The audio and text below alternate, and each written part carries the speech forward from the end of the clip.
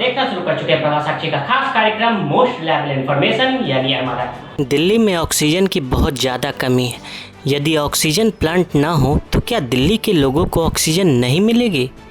अत्यधिक कोरोना वाले राज्यों के मुख्यमंत्री और अन्य स्टेक होल्डर के साथ अप्रैल के महीने में देश के प्रधानमंत्री नरेंद्र मोदी की महत्वपूर्ण बैठक में दिल्ली के मुख्यमंत्री अरविंद केजरीवाल ने मासूमियत भरे अपने चिरपरिचित अंदाज में ये ऑक्सीजन की कमी का मुद्दा कुछ इस प्रकार से उठाया। दिल्ली सरकार की ओर से केंद्र सरकार को खत भी लिखा गया और कहा गया कि अस्पतालों को ऑक्सीजन मुहैया करवाएं। दिल्ली के कुछ अस्पतालों में कुछ ही घंटे की ऑक्सीजन बची है।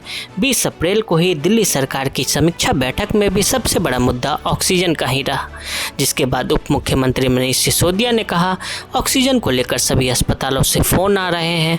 ऑक्सीजन का केंद्र सप्लाई करने वाले लोगों को अलग अलग राज्यों में रोक दिया गया है।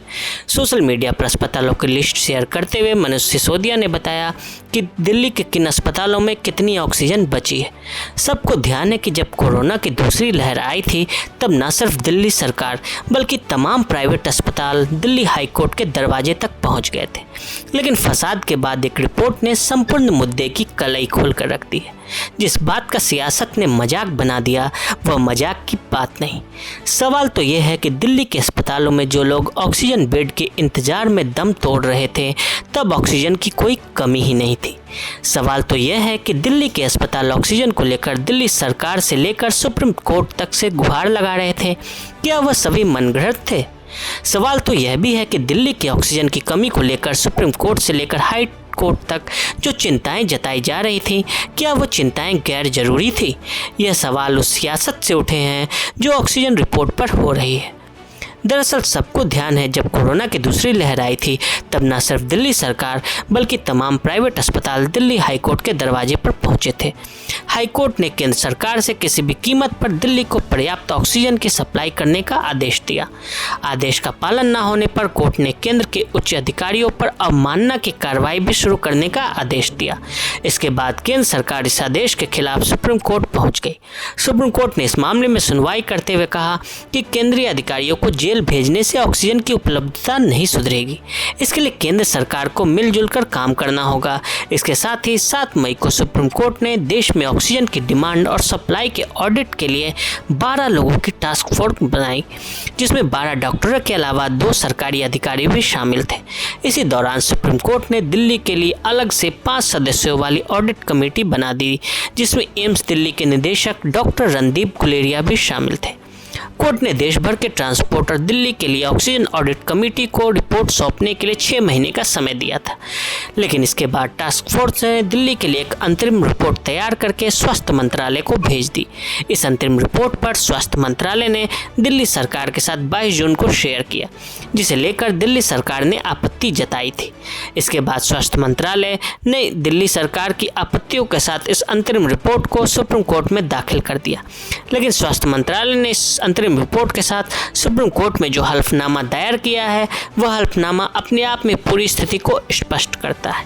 रिपोर्ट में क्या कहा गया है यह साफ नहीं है कि सुप्रीम कोर्ट में दिल्ली सरकार ने किस आधार पर 700 मीट्रिक टन ऑक्सीजन का आवंटन मांगा, क्योंकि डाटा में कई गंभीर गलतियां हैं।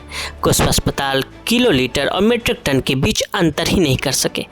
पेशों के कंट्रोलर ऑफ एक्सप्लोसिव की सूचना के अनुसार दिल्ली ने लगभग 470 मीट्रिक टन का भंडार बनाया था, जबकि वर्तमान में रोजाना एलएमओ की आवश्यकता 400 मीट्रिक टन से कम होनी चाहिए, क्योंकि 463 मीट्रिक टन एलएमओ की आपूर्ति की जा रही है।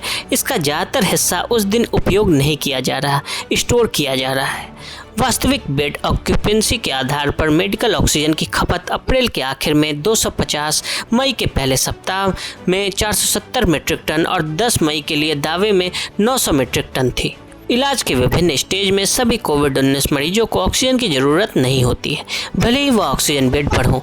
ऐसा मान लेने से कि ऑक्सीजन बेड वाले सभी मरीजों को ऑक्सीजन चाहिए होगी, इससे एलएमओ की कैलकुलेशन में अधिक मूल्यांकन होता है।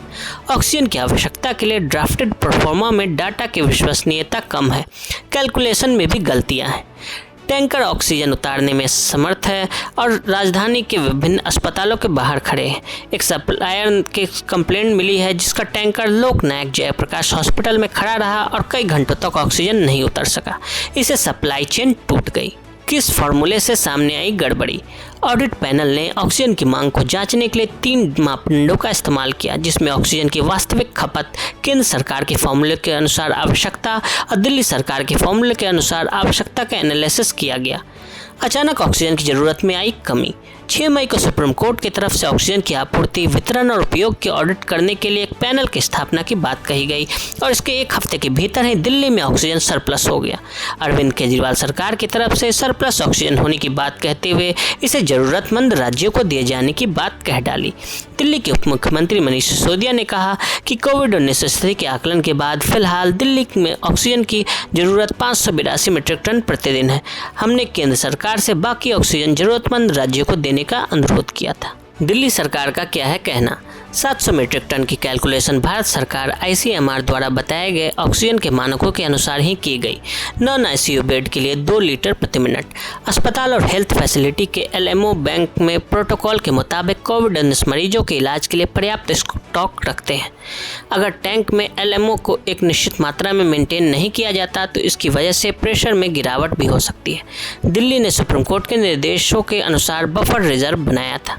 मई के पहले हफ्ते में केस पीक पर थे, अस्पतालों में बेड भरते जा रहे थे और अप्रैल के अंत में ऑक्यूपेंसी के आधार पर ऑक्सीजन की आवश्यकता लगभग 625 और मई के पहले सप्ताह में 700 मीट्रिक टन थी। सरकार का फार्मूला मानता है कि नॉन ICU बेड में से सिर्फ 50% ही ऑक्सीजन का उपयोग करते हैं।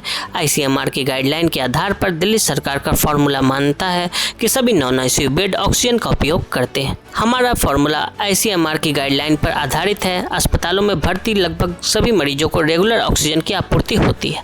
कुछ अस्पतालों को लेकर मामूली गलतियां हो सकती हैं जिन्हें ठीक किया जा रहा है। NIC पोर्टल पर डाटा खुद अस्पताल द्वारा भरा जाता है, जिसका उपयोग भविष्य में चर्चा के लिए किया जाना चाहिए। यह सप्लायर कुछ विशेष अस्पतालों को सर्विस देता है, लेकिन इसकी सप्लाई अनियमित रही। ऐसी स्थिति में वैकल्पिक सोर्स के जरिए मेडिकल ऑक्सीजन की सप्लाई की जानी थी।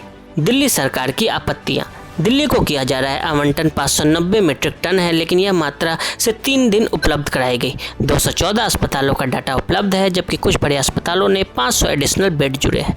अस्पतालों और रिफिलर्स और कुछ अन्य प्रतिष्ठानों के पास उपलब्ध ऑक्सीजन सिलेंडरों का डाटा गायब है। होम आइसोलेशन में भी मरीजों के लिए ऑक्सीजन की जरूरत होती है। LMO की जरूरत का मूल्यांकन अधूरी डाटा पर किया गया है। बीजेपी और आप में वार पलटवार। बीजेपी के दिल्ली मुख्यालय में आयोजित प्रेस कॉन्फ्रेंस में संबित पात्रा ने केजरीवाल पर ऑक्सीजन को लेकर राजनीति करने के आरोप लगाए। उन्होंने यह भी कहा कि दिल्ली के CM ने झूठ बोलकर 12 राज्यों को प्रभावित किया। आरोपों पर अरविंद केजरीवाल ने कहा, मेरा गुनाह, मैं अपने 2 करोड़ लोगों की सांसों के लिए लड़ा। जब आप चुनावी रैली कर रहे थे, मैं रात भर जाग कर ऑक्सीजन का इंतजाम कर रहा था। लोगों को ऑक्सीजन दिलाने के लिए मैं लड़ा, गिड़गिड़ाया। लोगों ने ऑक्सीजन की कमी से अपनों को खोया है। उन्हें झूठा मत कहिए, उन्हें बुरा बहुत लग रहा है। रणदीप गुलेरिया का क्या है कहना। एम्स के चीफ और ऑक्सीजन ऑडिट समिति के प्रमुख रणदीप गुलेरिया ने इस मामले पर अपनी बात रखते हुए एक निजी चैनल से कहा कि अभी फाइनल रिपोर्ट नहीं आई है। मुझे नहीं लगता कि हम ऐसा कह रहे हैं कि ऑक्सीजन की मांग को 4 गुना बढ़ा चढ़ाकर दिखाया गया है। यह मामला सुप्रीम कोर्ट में है, हमें इंतजार करना चाहिए और देखना चाहिए कि सुप्रीम कोर्ट इस बारे में क्या कहती है। बहरहाल सुप्रीम कोर्ट में जो ऑक्सीजन की ऑडिट रिपोर्ट फाइल की गई है वो फाइनल रिपोर्ट नहीं है। ये सुप्रीम कोर्ट में दायर स्वास्थ्य मंत्रालय के खलफनामे का हिस्सा है। यह अंतरिम रिपोर्ट पेट्रोलियम और ऑक्सीजन सुरक्षा संगठन ने तैयार किया है, यानी इस ऑडिट रिपोर्ट के आधार पर किसी नतीजे पर पहुंचना जल्दबाजी होगी। रिपोर्ट कितनी सही है और कितनी गलत, इसका फैसला सुप्रीम कोर्ट ही करेगा। आज के लिए दें इजाजत और ऐसी रिपोर्ट्स को देखने के लिए प्रभा साक्षी के साथ लगातार बने रहें। फेसबुक और ट्विटर पर हमें फॉलो करें, यूट्यूब पर प्रभा साक्षी को सब्सक्राइब करें।